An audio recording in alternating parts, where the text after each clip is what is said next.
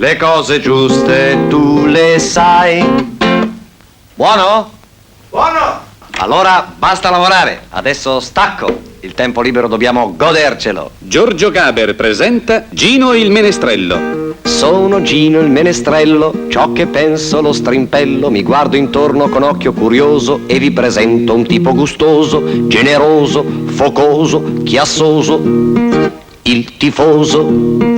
Per 6 giorni sei un selvaggio, triste chiuso personaggio, ma la domenica torni alla vita, tutto contento vai alla partita.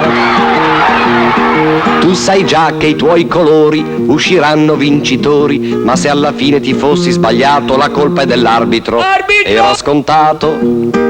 Per te il gioco del pallone vuole dire distensione, litighi, urli, continui a agitarti finché qualcuno ci pensa a calmarti.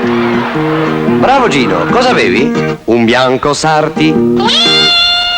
Quando esci dallo stadio hai l'orecchio nella radio, mancano solo 2 risultati, hai fatto 13, no li hai mancati, spiacente.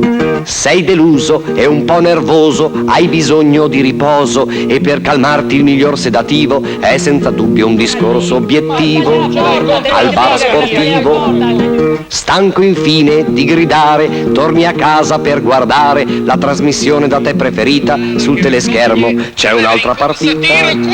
Ragazzi, che vita!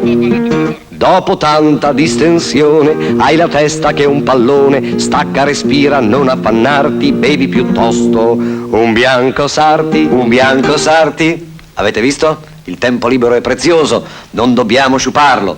Beviamo bianco Sarti se vogliamo goderlo in pieno. Lascia in ufficio le tue preoccupazioni, dimentica il lavoro, gli affari, le grane e stacca una buona volta. Ritrova i piaceri della vita. Bevi bianco Sarti, l'aperitivo stacca pensieri. Bianco Sarti. Dai che vai forte!